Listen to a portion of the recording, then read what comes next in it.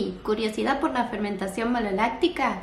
Hace meses dejé este vídeo en mi cuenta y de hecho fue uno de los que más vistas tuvo. Así que creo que es un tema que les interesa. Y les había dejado debajo un link para ir a ver un video de una conferencia que había dado para estudiantes de enología y carreras afines. Pero ese link parece no funcionar. Así que decidí cortar las partes aburridas y en lugar de tener que compartirlo privadamente con ustedes, se los dejo aquí para que lo puedan disfrutar.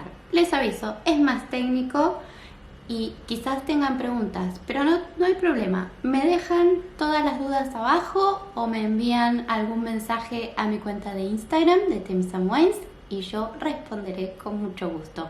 Así que los dejo con el vídeo. Hasta luego. El doctor Carlos Vegas, director de la Escuela Profesional de Ingeniería en Enología y Viticultura de la Universidad Privada San Juan Bautista. Esto se transmite desde la filial ICA en Perú. Les cuento a todos que la fermentación maloláctica es una parte muy específica dentro de la elaboración del vino y que, bueno, tiene una parte bastante bioquímica, así que voy a intentar presentar esta fermentación maloláctica de la forma más amena posible para no aburrirlos con muchos procesos bioquímicos. A ver si puedo pasar la diapositiva. Ahí está. Bueno, les cuento que aquí más o menos este tipo de datos ustedes los van a poder encontrar en cualquier manual o incluso en cualquier página de internet acerca de la historia, pero sí les puse esta diapositiva más que nada para hacer una reflexión filosófica en cuanto a que el vino existe incluso desde la prehistoria, desde antes de que se pueda contar, ¿sí? Se pueda decir cómo está elaborado. Y esa es la parte que a mí realmente me conquista, además de todo el resto que viene después, ¿no? Pero desde el punto de vista filosófico, qué gran bebida que haya surgido de la nada prácticamente, simplemente por estar las uvas presentes, y bueno, ha surgido esta bebida desde los tiempos en que todavía no existía la historia como la conocemos hoy. ¿Cómo voy a poner ese idiota? Estamos en el barco, sin mascarilla vas a poner, medio pavoso. Voy a pedir, si por favor los que tienen el micrófono abierto que lo apaguen porque me pierdo un poco. Bueno, más o menos para estar todos en la misma página, supongo que la mayoría de ustedes conocen cómo es el proceso de elaboración del vino, ¿sí? Desde la vendimia hasta que llegan las uvas a la bodega. Ahí, dependiendo si se trata de un vino blanco o de un vino tinto, se van a separar las pieles. En el caso de los tintos, la fermentación es con las pieles. Luego, si es necesario, se va a hacer un coupage, un blending, ¿sí? Un corte de los vinos. Van a pasar a procesos de estabilización, en algunos casos un proceso de madurez o de añejamiento, luego un filtrado del vino, aunque no siempre, finalmente un embotellamiento y luego a disfrutar, ¿no? Ya vamos a poder empezar a disfrutar de ese vino.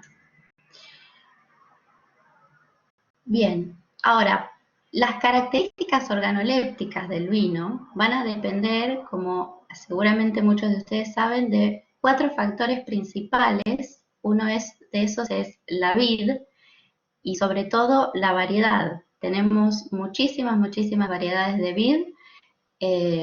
Algunas se desarrollan mejor en unos climas o en unos suelos en algunos países y otras en otros. Se diferencian también dependiendo del segundo factor, que es sumamente importante y para algunos viticultores incluso el más importante, que es el clima. Luego también va a depender del tipo de suelo en el que esa uva crezca. Y finalmente, pero no menos importante, las características organolépticas van a estar relacionadas con el trabajo del hombre. desde el trabajo que se hace en el viñedo, como vimos, por ejemplo, en la conferencia anterior sobre la poda, ¿sí? Y también el trabajo que se hace en la bodega. Por ejemplo, los microorganismos que se utilicen para fermentar el vino, el, el tipo de, todo tipo de procesos y los recipientes en los que se hagan las fermentaciones, etc.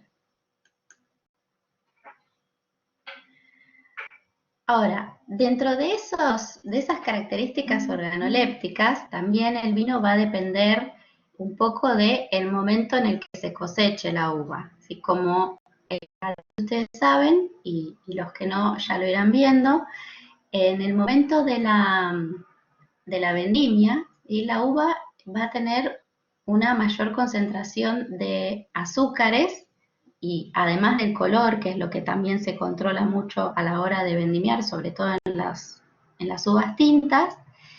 Sí que lo que los enólogos y viticultores revisan mucho es la cantidad de azúcar y la acidez. En general, a medida que el azúcar avanza y se va acumulando y las uvas son más maduras, la acidez también va a disminuir. Los ácidos orgánicos que vamos a encontrar en el mosto son los del ácido tartárico, el ácido málico y el ácido cítrico, que provienen de la uva y que conforman entre un 0,3 y un 0,5% del mosto. Pero esto también va a depender de la variedad. La relación entre ácido tartárico y ácido málico, por ejemplo, varía en algunas variedades de uvas y en algunas va a ser una proporción mayor o menor. También va a depender, como ya dijimos en la diapositiva anterior, del clima y de la maduración.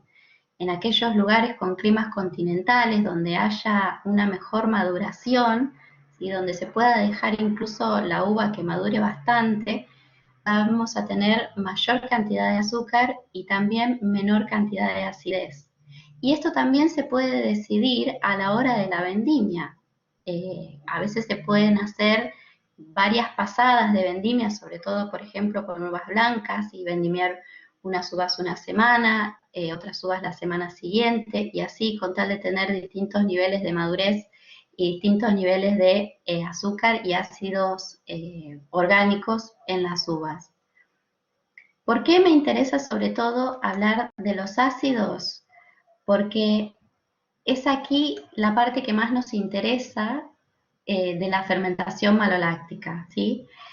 El azúcar que está presente en las uvas al momento de la cosecha va a ser fermentada por las levaduras en el proceso que se conoce como fermentación alcohólica, y en algunos casos durante, pero en general luego de la fermentación alcohólica se produce la fermentación maloláctica. Proceso que inicialmente se conoció y probablemente se toma como el más importante el día de hoy, que es la transformación del ácido málico en ácido láctico y dióxido de carbono. ¿Qué es lo que llamó la atención de este proceso apenas se descubrió? Es que se vio que reduce la acidez del vino, le confiere una estabilidad microbiológica y también ayuda a complejizarlo aromáticamente. Ahora vamos a estudiar cada uno de estos aspectos por separado, pero primero veamos quiénes son los protagonistas de la fermentación maloláctica. Estos protagonistas son las bacterias lácticas. ¿Sí? Hay varios géneros y especies que se pueden encontrar en el vino. Estos son quizás los géneros predominantes, Oenococcus, con su única especie en el vino que es Oenococcus oeni. Hay otras dos especies, pero no se han encontrado en el vino. Luego tenemos Pediococcus, que sería este microorganismo que vemos aquí. Sí, este es Oenococcus oeni. Y luego tenemos Lactobacillus, varias especies, unas cuantas. Las que más se están investigando ahora es Lactobacillus plantarum, que ya vamos a ver por qué, y también en algunos casos se está tomando cierta importancia Lactobacillus hilgardi. Pero hasta ahora lo que más conocemos es Oenococcus oeni y la mayor parte de los trabajos que se conocen hasta el momento se relacionan con esta especie. ¿Qué es lo importante de la transformación del ácido málico en ácido láctico? Como les decía, una de las ventajas es la reducción de la acidez del vino.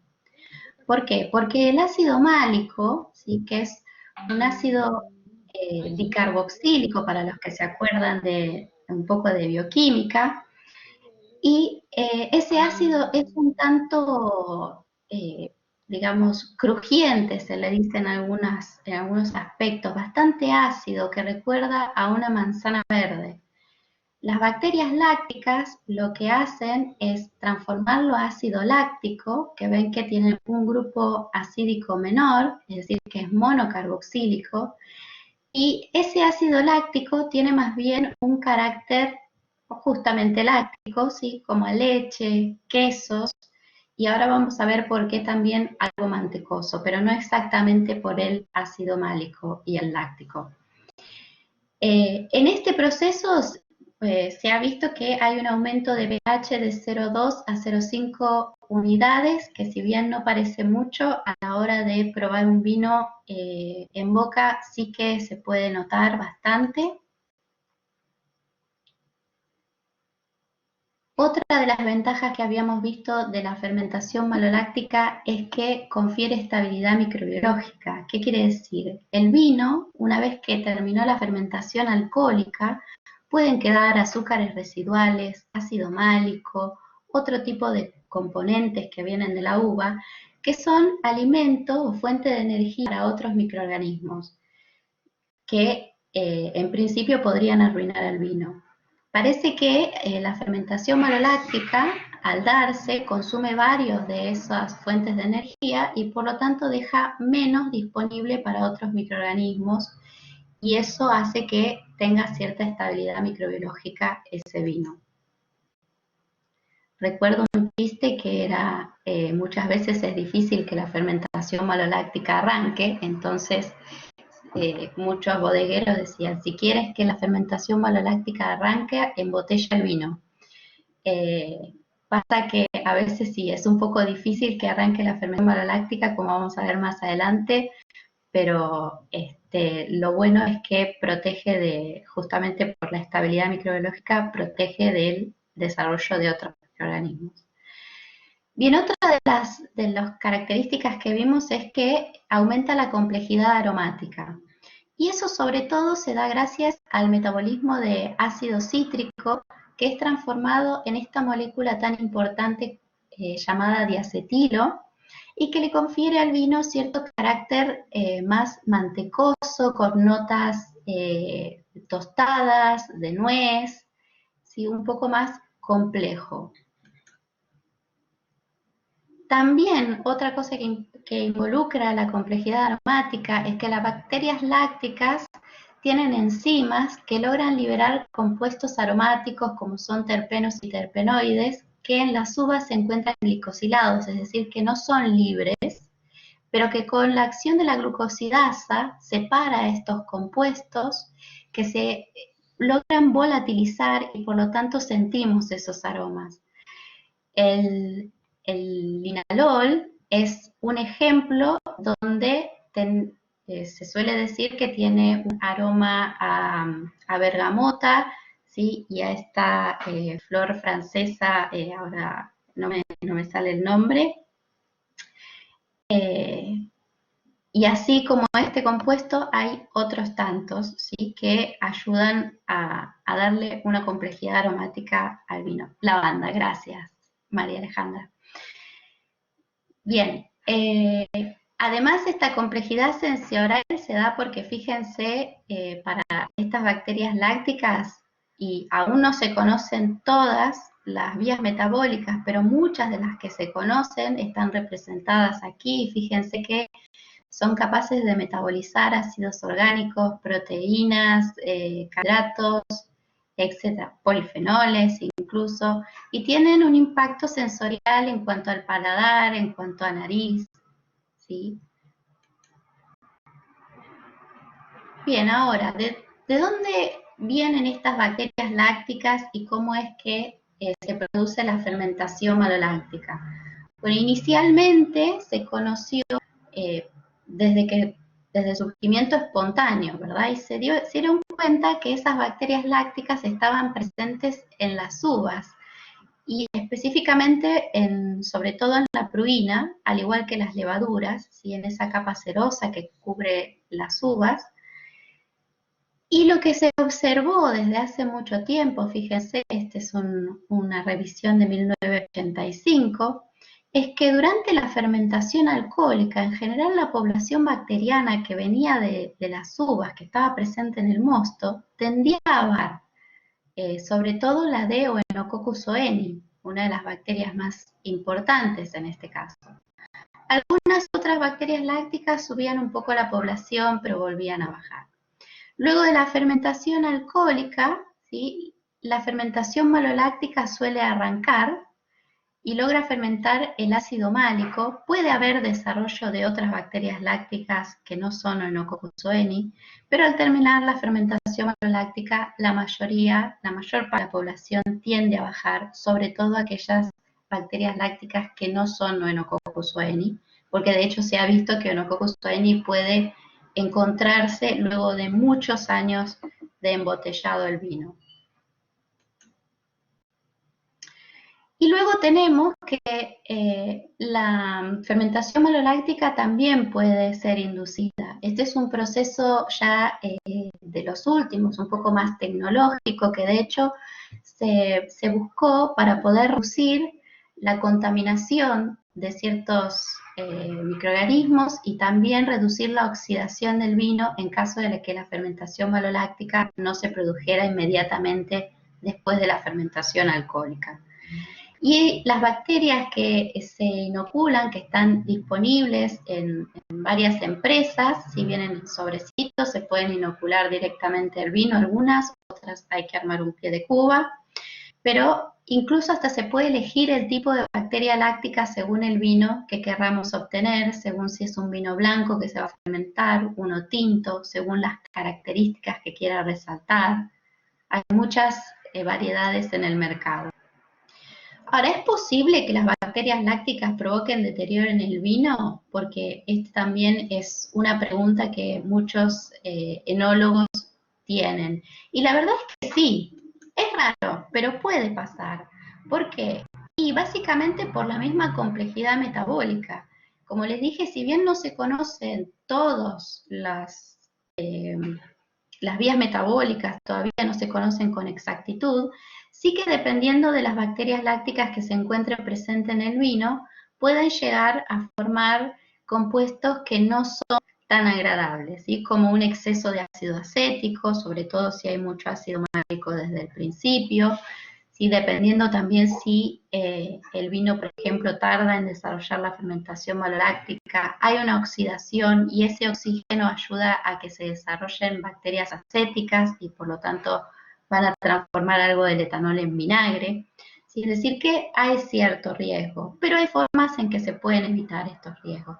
Y también depende o no, hay que ver según el autor, según el viticultor, el enólogo también, depende del momento de inoculación o de inducción de esa fermentación maloláctica. Sobre los posibles deterioros en cuanto a lo que es complejidad aromática, muchos discutían que, por ejemplo, cuando las bacterias tienen un metabolismo que también les es posible metabolizar azúcares residuales, ¿sí? Pueden metabolizar esos azúcares dependiendo de dos rutas metabólicas, la homofermentativa y la heterofermentativa. Básicamente es transformar, si es homofermentativa o heterofermentativa facultativa, básicamente pueden transformar esos azúcares en ácido láctico, que hay un cierto picado láctico también, en general en estos casos no es tanto como para perjudicar el vino, pero podría suceder dependiendo del microorganismo que se desarrolle.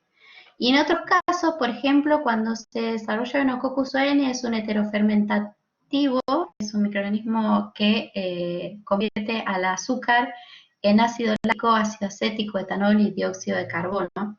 Entonces, como les decía, dependiendo de cuánto málico haya al principio, van a acumular también ácido acético, sobre todo si también se consume el ácido cítrico.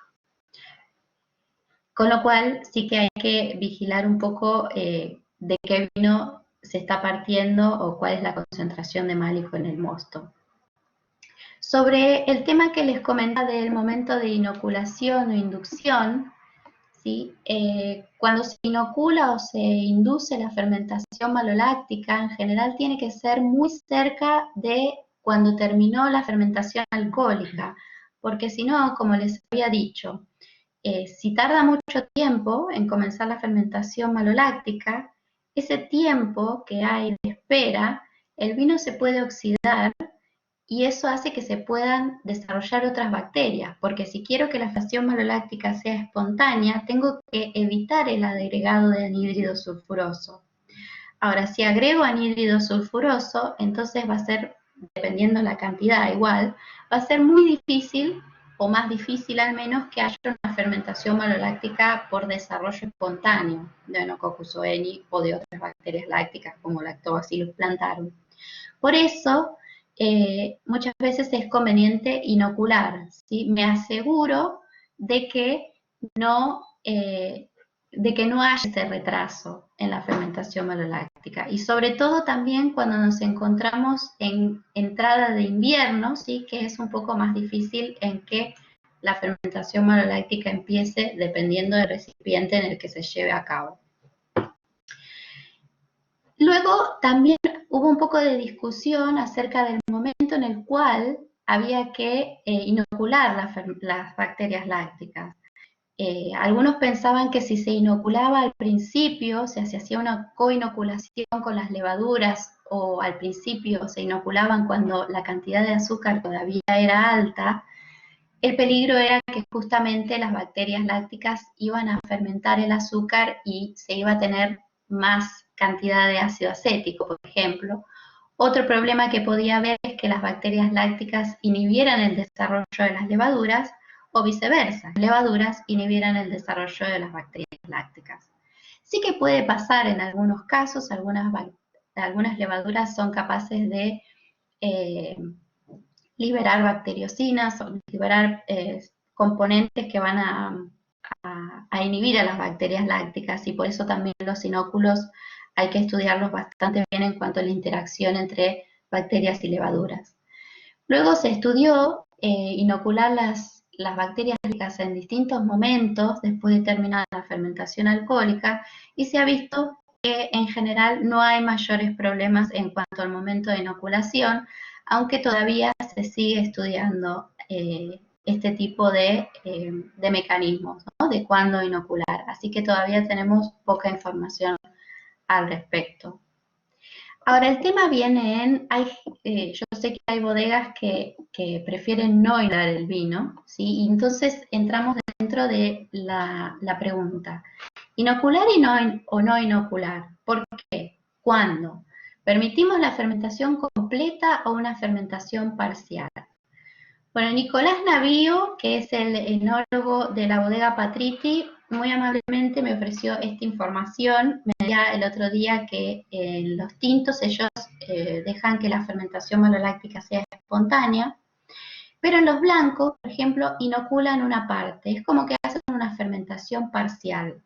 Lo que se suele hacer en las fermentaciones parciales es que una parte del vino se inocula y a otra parte del vino no, ya se lo lleva al proceso de estabilización o filtrado, y luego se hace un corte, un assemblage entre aquel vino que ha tenido la fermentación maloláctica y el que no. ¿Y cuál es el fin de esto? Bueno, en el caso de los vinos tintos, sobre todo es darle un poco más de redondez, porque no, en general no queremos que sean tan acídicos y sobre todo para vinos que son de zonas frías, que tienen un poco más de ácido úrico. Y sobre todo también porque los tintos se suelen guardar durante más tiempo y por lo tanto pueden tener algún problema de contaminación o de que la maloláctica, como les decía, se desarrolle una vez embotellado. Y en cuanto a los blancos, en general o se evita la maloláctica dependiendo la cantidad de málico que tenga, o se hace parcial, ¿por qué? Porque en general se quiere guardar todavía algo de esa acidez, de esa parte quente del vino, de esa parte fresca, y no perderse justo esa parte que tanto nos gusta de los vinos blancos, ¿verdad? Pero por otro lado, sí que si tiene mucho ácido málico, va a ser demasiado crujiente y por lo tanto también que una parte del vino tenga fermentación maloláctica le va a dar cierta redondez también y un mejor paladar. Eso sin contar con que puede ayudar a liberar ciertos terpenos, terpenoides, como había dicho antes, ¿no? Moléculas aromáticas. ¿Fermentar o no fermentar? Seguimos con esta pregunta. Bueno, por ejemplo, en el caso de Bodegas López, también me comentaban que ellos el vino blanco no lo fermentan, no hacen fermentación maloláctica. Esa fermentación maloláctica se evita con el agregado de anhídrido sulfuroso y una clarificación bastante rápida, ¿sí? Luego de la fermentación alcohólica, con lo que reducen la carga microbiana y por lo tanto reducen la posibilidad de que se lleve a cabo la fermentación maloláctica. También se puede filtrar el vino, sobre todo si es un vino que se va a consumir muy joven y muy rápido. Y otras alternativas que son un poco más modernas es el uso de lisocima o de nicina, que todavía están en estudio, pero hasta ahora se han visto que tienen que son una buena opción para detener la fermentación maloláctica. Y siguiendo con la pregunta de inocular o no inocular, también hay gente que quiere preservar el concepto del terroir y sabemos que cuando inoculamos microorganismos en el vino, los traemos en la bodega, microorganismos que no son propios del terroir, esos microorganismos tienden a establecerse y son luego difíciles de sacar de la bodega, ¿no? Tenemos microorganismos que no son nativos. Y si queremos conservar esa característica propia del terruño, ¿sí? Lo ideal sería no inocular con microorganismos que no son propios del lugar. En este caso, muchos enólogos y gente de bodega prefiere utilizar microorganismos nativos.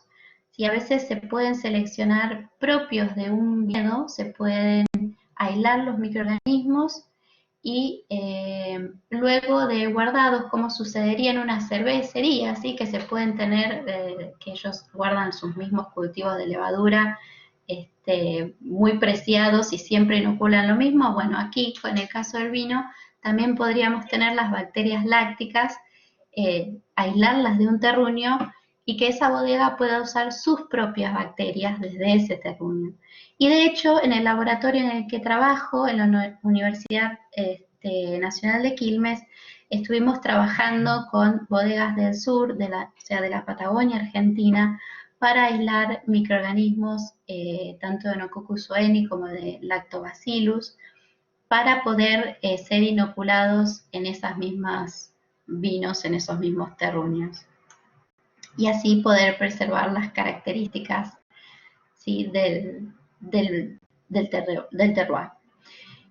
¿Cómo se hace eso? Bueno, nosotros somos un equipo en el que algunos están más enfocados en la parte de identificar a los microorganismos por técnicas moleculares, ¿sí? También los visualizamos al microscopio, hace estudios de la viabilidad y del consumo del ácido málico, y también hacemos luego aplicamos técnicas de biología molecular para entender el comportamiento y los mecanismos de supervivencia que utilizan estas bacterias como para poder estar seguros de que al momento de inocular van a poder resistir. Y hemos encontrado en el laboratorio, por ejemplo, de alguna de las cepas que hemos aislado, que sí que incrementaban la cantidad o sea, la complejidad aromática, que incrementaban la cantidad de compuestos volátiles en el vino. Aquí tenemos, por ejemplo, cepas de Enococcus oeni aisladas en el laboratorio, cepas de Lactobacillus plantarum. También se han coinoculado Enococcus sueni plantarum, se han probado en distintos vinos estériles y sin esterilizar, y hemos visto que varía el perfil organoléptico de esos vinos. Es decir, que así podemos seleccionar qué cepas creemos que son mejores y de hecho incluso para qué variedad. Mi trabajo, básicamente a lo que yo me he dedicado desde que empecé con las bacterias lácticas, es a estudiar genes y más genes sobre el metabolismo de estas bacterias y sobre su respuesta a estrés. También por ahí algunas proteínas he estudiado. Pero bueno, no los quería marear en esta charla con el tema de mecanismos de respuesta a estrés y genes que he estudiado hasta ahora, así que los dejo luego si quieren hacerme alguna consulta en particular, se pueden contactar conmigo, no tengo ningún problema en que hablemos de eso. Y últimamente lo que estoy trabajando es en otra de las características organolépticas que son muy importantes para el vino y es el color. ¿Sí? Aparentemente las bacterias lácticas también tienen una interacción con el color del vino y lo pueden llegar a modificar. No se sabe mucho aún porque no hay mucho trabajo al respecto. Recientemente he enviado un artículo y vamos a ver, esperemos que la revista lo apruebe para que podamos leerlos y enterarnos un poco más de qué va. Y bueno, mi idea es poder seguir estudiando acerca del color del vino, que es otro atributo que realmente es importante y nos apasiona.